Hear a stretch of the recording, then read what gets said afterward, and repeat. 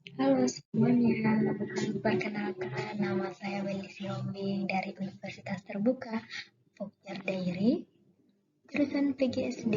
Nah, di sini saya akan menjelaskan tentang pembelajaran budaya di SD. Judul yang saya ambil kali ini ada konsep serta prinsip kepribadian nasional, semangat kebangsaan, cinta tanah air, dan bela negara. Nah, yang pertama kita mulai dari konsep dan prinsip kepribadian nasional. Bangsa Indonesia memiliki integritas, sikap, dan nilai kepribadian yang tidak mudah digoyahkan oleh tekanan dari bangsa lain, serta mempunyai harga diri dan tetap mempertahankan harkat dan martabat Indonesia. Yang kedua, ada konsep dan prinsip semangat kebangsaan. Makna nasionalisme secara politis merupakan manifestasi kesadaran nasional yang mengandung cita-cita untuk membangun lingkungan masyarakat, bangsa, dan negara. Yang ketiga ada konsep serta prinsip cinta tanah air dan bela negara. Sikap sadar dan bertanggung jawab atas nilai-nilai Pancasila adalah pencerminan kepribadian warga negara yang setia pada dasar Pancasila dan Undang-Undang Dasar tahun 1945 serta cinta tanah air dan bangsa.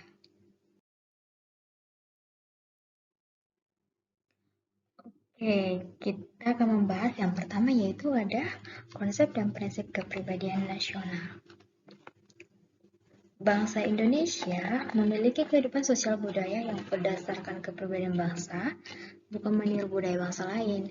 Jadi, ideologi Pancasila memiliki karakteristik manusiawi karena memungkinkan untuk dilaksanakan oleh setiap manusia dengan kelebihan dan keterbatasannya masing-masing. Jadi, di sini bisa kita tahu bahwa bangsa Indonesia itu punya pribadi sendiri. Jadi bangsa Indonesia itu tidak meniru gaya orang budaya lain.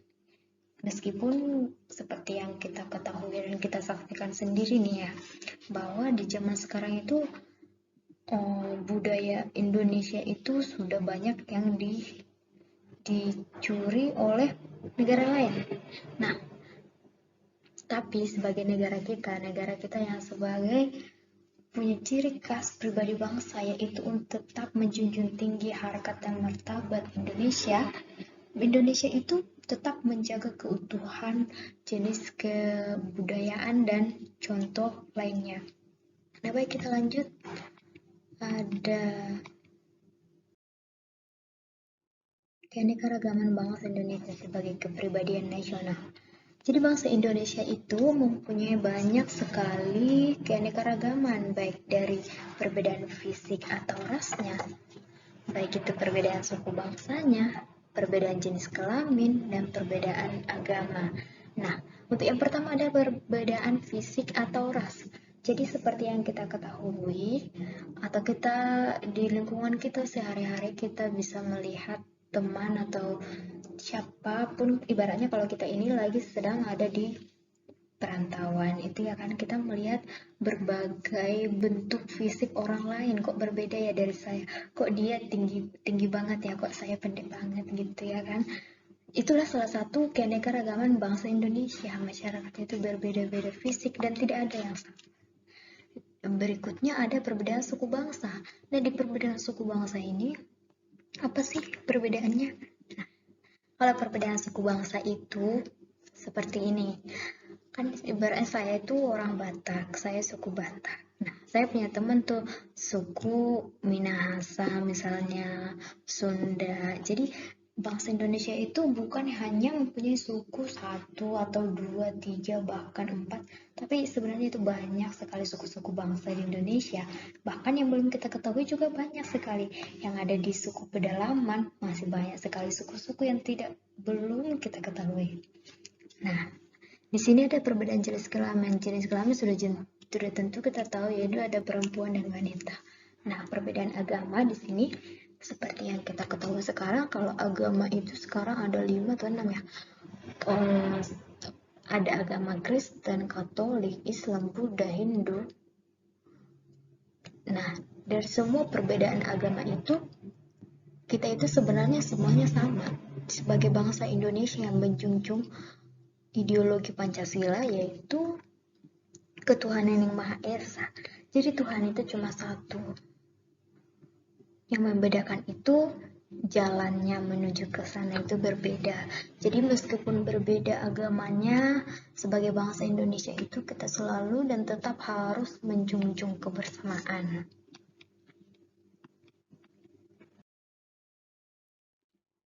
Termasuk latar belakang kemajemukan bangsa Indonesia.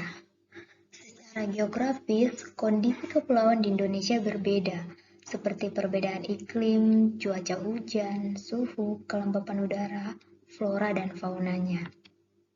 Nah, baik secara sosiologis dan kultural juga, dampak teknologi manusia yang berkembang selama berabad-abad menghasilkan peradaban yang berbeda pula. Berikutnya ada keanekaragaman kebudayaan yang merupakan unsur kebangsaan dan kepribadian nasional. Kebudayaan daerah dibagi atas unsur-unsur kebudayaan seperti bahasa, kesenian, kepercayaan, dan adat istiadat. Kebudayaan nasional harus merupakan cerminan kebudayaan daerah agar kebudayaan tersebut tetap dekat dengan masyarakat pecinta dan pemakainya. Nah, ini ada contoh gambarnya dari berbagai jenis-jenis suku bangsa di Indonesia. Yang membedakan itu ada bahasanya, keseniannya, kepercayaan yang dianut, pun adat istiadatnya.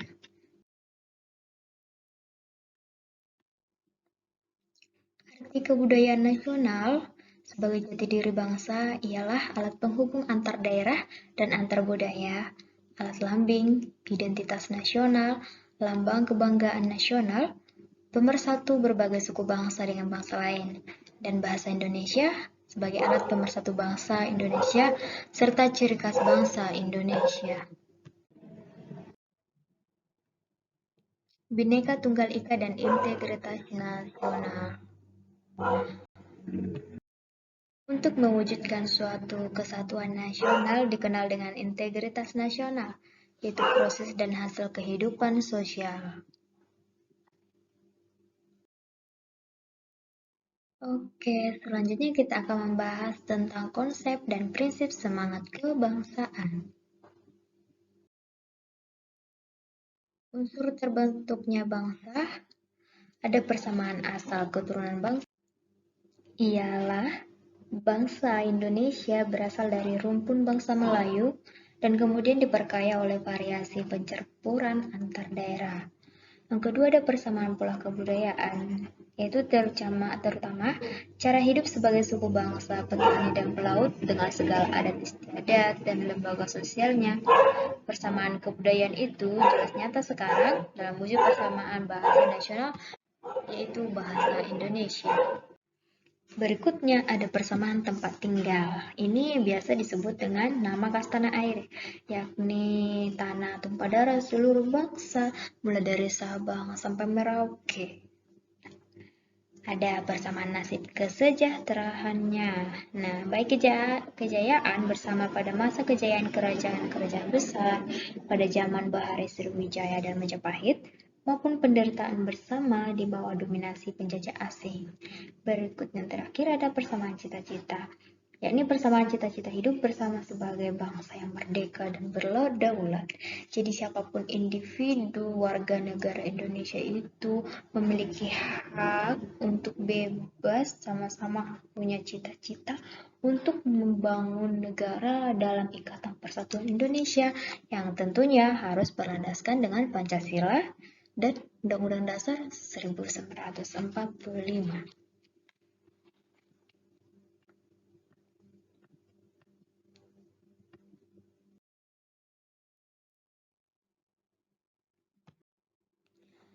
Kebudayaan adalah keseluruhan ide maupun tindakan dan hasil karya manusia dalam bentuk kehidupan masyarakat atau keseluruhan dari hasil tingkah laku manusia yang didapat dengan cara belajar.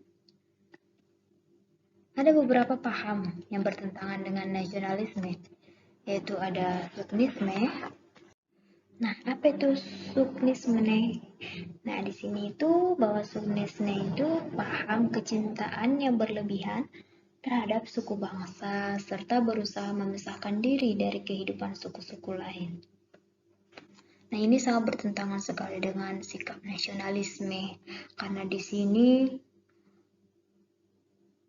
ada suatu kelompok lingkungan masyarakat yang ingin berusaha untuk bebas dan ingin memisahkan diri dari kelompok sukunya sendiri. Jadi dia ingin, ibaratnya dia ingin bebas dan tidak ingin ikut serta sebagai suku di suatu tempat tersebut.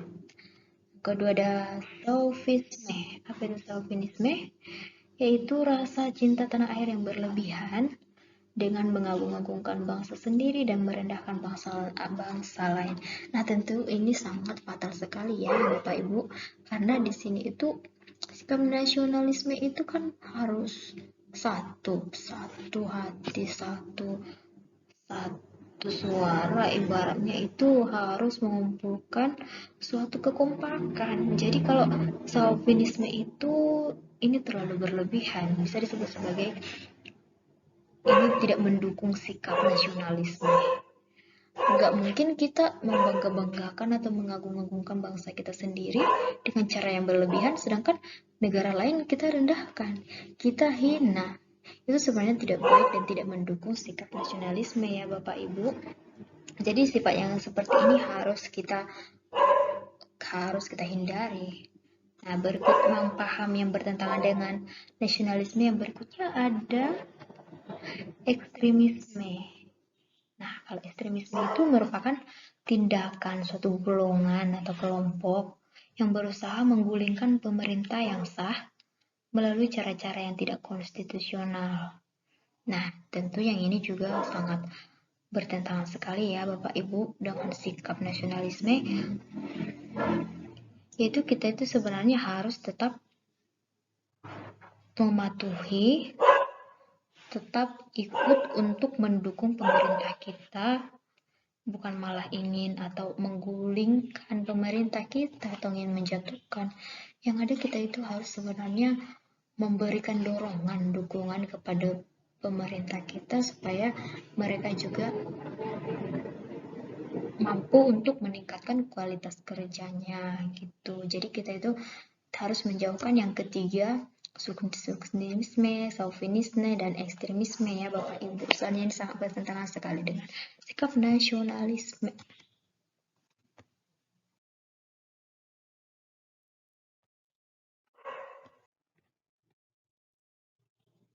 Adapun tujuan patriotisme sebagai wujud sikap dan perilaku kebangsaan ialah untuk menumbuhkan dan meningkatkan semangat cinta tanah air dalam berbangsa dan bernegara. Nilai-nilai yang berkaitan dengan rasa cinta tanah air. Di sini tuh nilai yang berkaitan dengan rasa cinta tanah air itu ada hubungannya dengan sila-sila Pancasila. Yakni itu merupakan suatu sikap batin yang harus dilandasi oleh ketulusan dan keikhlasan dalam perbuatan demi kejayaan tanah air dan kebahagiaan bangsa. Konsep dan prinsip bela negara. Upaya untuk usaha pembelaan negara kesatuan Republik Indonesia itu berdasarkan nilai Pancasila itu ada kewajiban warga negara dalam membela negara. Untuk mewujudkan tujuan negara sebagaimana yang sudah tercantum di dalam pembukaan Undang-Undang Dasar 1945, diperlukan peran warga negara dalam berbagai aspek kehidupan. Jadi dalam Undang-Undang Dasar tahun 1945, pasal 30 ayat yang pertama ditegaskan bahwa tiap-tiap warga negara wajib dan berhak ikut serta dalam usaha pertahanan dan keamanan negara. Jadi siapapun kita yang sudah termasuk sebagai warga negara Indonesia harus ikut serta untuk menjaga pertahanan dan keamanan negara kita, agar negara kita tetap bertahan dan aman dari setiap serangan dari negara luar. Jadi konsep yang diatur dalam pasal 30 tersebut ialah konsep pertahanan dan keamanan negara Sedangkan yang berada dalam pasal 27 ayat yang ketiga, bahwa setiap warga negara berhak dan wajib ikut serta dalam upaya pembelahan negara. Nah, seperti yang saya katakan tadi, bahwa siapapun berhak dan wajib sebagai warga negara harus mempertahankan dan membela dan menjaga keamanan negara kita, supaya kita tetap berada aman, tinggal dan hidup di lingkungan kita. Begitu Bapak Ibu ya. Tapi jangan lupa bahwa upaya pembelaan negara ini juga merupakan sikap dan perilaku warga negara yang dijual oleh kecintaannya kepada Negara Kesatuan Republik Indonesia, yang tetap harus berdasarkan Pancasila dan Undang-Undang Dasar tahun 1945 dalam menjamin kelangsungan hidup bangsa dan bernegara. Dan juga itu merupakan suatu kehormatan bagi setiap warga negara yang dilaksanakan dengan penuh kesadaran, tanggung jawab, dan rela berkorban dalam pengabdian kepada negara dan bangsa.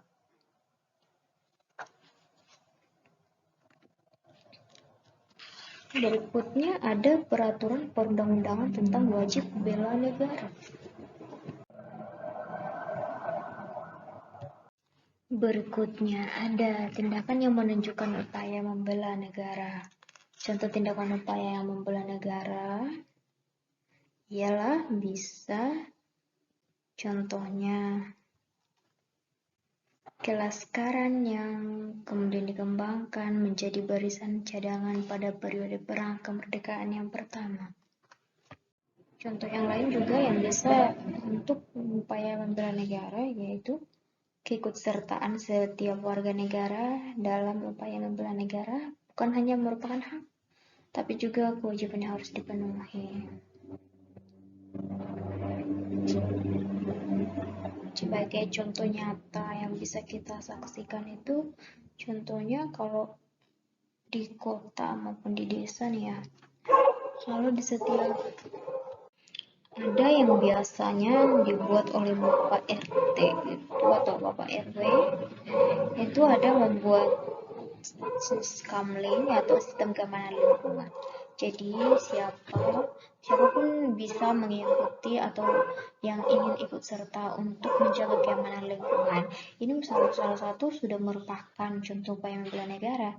Jadi itu seperti yang tadi terdapat dalam pasal 30 ayat yang pertama tadi, bahwa setiap warga negara itu berhak atau wajib untuk menjaga pertahanan dan membela negara, menjaga ketahanan dan keamanan. Jadi contohnya yang tadi, siskamling tadi itu bisa menjadi salah satu contoh untuk menjaga keamanan lingkungan. Itu dimulai dari lingkungan kita terdekat kita. Nanti bisa untuk menjaga keamanan yang lebih besar, ibaratnya suatu provinsi atau bahkan negara kita sendiri, seperti Bapak Presiden itu kan sudah mengatur semuanya. Seluruh satu negara Indonesia dari beribu-ribu pulau, beribu suku-suku, dan harus bisa menjaga ketahanan dan keamanan negara kita agar kita bisa hidup dan tinggal dengan nyaman dan aman di lingkungan kita serta tidak merasa terdesak atau ada tekanan dari luar. Jadi kita tetap merasa aman sebagai warga negara Indonesia. Yang terakhir ada partisipasi dalam upaya usaha pembelaan negara di lingkungannya. Bisa kita ambil contoh terdekatnya itu dari keluarga. Nah, jadi setiap anggota keluarga mulai dari ayah, ibu, dan anak-anak harus melaksanakan kewajibannya dengan baik dan sungguh-sungguh ya Bapak Ibu, agar kita memperoleh haknya sesuai dengan apa yang dikerjakan. Misalnya, ayah berkewajiban mencari nafkah bagi keluarga, kalau ibu mengurus rumah tangga, dan kita selaku anak-anak bisa membantu orang tua kita, ibaratnya kita membantu ibu di rumah, seperti pekerjaan yang ringan, ibaratnya seperti menyapu atau mencuci piring ya Bapak Ibu. Jadi sekecil apapun pekerjaan kita, kekompakan keluarga tetap menjadi prioritas utama. Jadi tidak ada yang namanya KDRT, tidak ada yang namanya percekcokan dalam rumah tangga. Karena itu merupakan, kalau kita sudah kompak, satu keluarga, kita sudah bersatu, kita menjalin hubungan yang baik, yang sehat, berarti kita termasuk dalam partisipasi membela negara di sekitar keluarga kita. Nah, yang kedua juga ada, dari sekolah juga bisa. Nah, kalau di sekolah itu sudah pasti nih ya Bapak Ibu, setiap warga sekolah itu mulai dari kepala sekolah, guru, komite, maupun peserta didik atau siapapun yang warga sekolah itu harus menghormati kepemimpinan kepala sekolah dengan cara melaksanakan kewajiban masing-masing. Contohnya kalau sebagai siswa itu harus wajib belajar dengan baik. Sebagai siswa itu harus mematuhi peraturan-peraturan sekolah. Nah, begitu juga dengan sebagai guru. Guru juga wajib mendidik siswa dengan sungguh-sungguh demi mencapai tujuan pendidikan. Nah, penjaga sekolah juga tentu punya tugas dan kewajibannya, seperti dia menjaga sekolah, menjaga keamanan di lingkungan sekolah. Jadi siapapun yang tinggal di dalamnya itu bisa merasa aman juga dalam melanjutkan proses belajar mengajar. Di bidang masyarakat juga bisa, contoh yang berikutnya juga di masyarakat dan negara. Jadi perilaku dalam masyarakat merupakan cara bertingkah laku atau perbuatan seseorang yang disesuaikan dengan tuntunan masyarakatnya. Baik itu kepedulian di bidang politik, pun di bidang hukum, ekonomi, di bidang sosial budaya, pertahanan dan keamanan, maupun kepedulian terhadap alam. Jadi kewajiban kita ialah untuk tetap menjaga keamanan dan tetap membela negara kita tanpa harus membandingkan dengan negara lain. Membandingkan sebenarnya boleh, jadi kita tetap ambil sisi yang positifnya ya Bapak Ibu. Jadi kita bisa menjunjung tinggi harkat dan martabat kita sebagai warga negara Indonesia tanpa harus merendahkan negara lain. Jadi kita sebagai warga negara tetap bisa menjalin hubungan kerjasama yang baik dengan negara luar. Kita bisa membentuk kerjasama internasional, baik itu dalam bidang bisnis atau hubungan apanya teh? Hubungan kerjasama yang lainnya. Jadi siapapun kita itu harus tetap sebagai warga negara Indonesia harus bisa membela dan menjaga ketahanan negara kita, menjunjung tinggi setiap harkat dan martabat kita, menjunjung nilai Pancasila, ideologi kita Pancasila, dan menjunjung segala isi Undang-Undang Dasar 1945, sehingga kita tercipta sebagai manusia yang adil dan beradab, sehingga kita tercipta sebagai manusia yang dipimpin oleh negara yang berdaulat. Jadi siapapun kita sebagai warga negara mampu untuk mencintai tanah air kita, tanah air Indonesia. Baiklah Bapak Ibu, demikian marilah kita untuk terus belajar mencintai tanah air kita. Perbedaan kita antara kita dan orang lain, setiap individu memang berbeda, tapi yang membedakan kita itulah yang menjadi pemersatu. Bangsa Indonesia, bahasa Indonesia. Kita adalah satu. Terima kasih. Sekian video dari saya. Selamat belajar.